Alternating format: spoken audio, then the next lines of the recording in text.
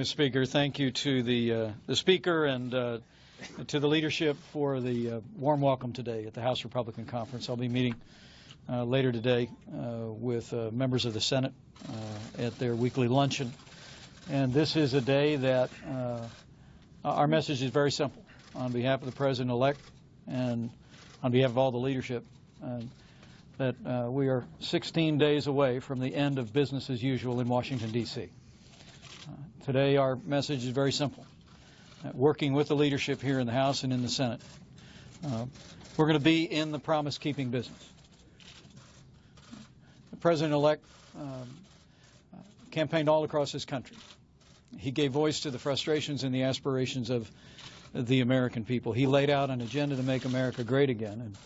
And my message on his behalf today before this conference and before members of the Senate is that we intend to keep those promises. That begins with assembling a government and the energetic effort through the course of this transition to build a cabinet that will be able to implement that agenda. Speaks for itself. It'll literally begin on day one. Before the end of the day, we do anticipate that the President-elect will be in the Oval Office taking action to both repeal executive orders and also set into motion through executive action policies to implement promises that were made on the trail. Working with the Congress, we're going to have that classic three-part agenda that the President-elect talked about so often on the campaign trail. Jobs, jobs, jobs.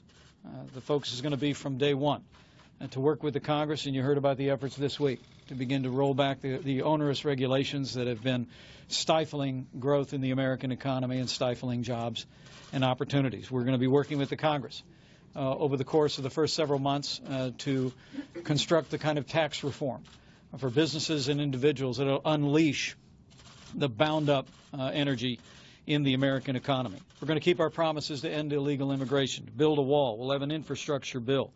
We'll invest in rebuilding our military as our Commander-in-Chief marshals strategies with our military commanders to hunt down and destroy ISIS. But the first order of business is to repeal and replace Obamacare. And that was our message today, and it'll be our message on Capitol Hill. And it needs to be done, not just as a promise kept, but because in the course of this election, the American people had a choice. And what appeared to many as against all odds, oftentimes with overwhelming opposition, our President-elect took his case to the American people to repeal and replace Obamacare, and the American people voted decisively for a better future for health care in this country. And we are determined to give them that. The reality is that I was here in March of 2010 in another capacity when Obamacare was signed into law. I remember all those promises. We were told that if you like your doctor, you can keep it. Not true. We were told if you liked your health insurance, you can keep it. Not true. We were told that the cost of health insurance was not true. The reality is today, premiums this year are increasing by an average of 25% in some states. In Arizona, premiums went up this year 116%, 63% in Tennessee, 53% in Pennsylvania, 40% in North Carolina.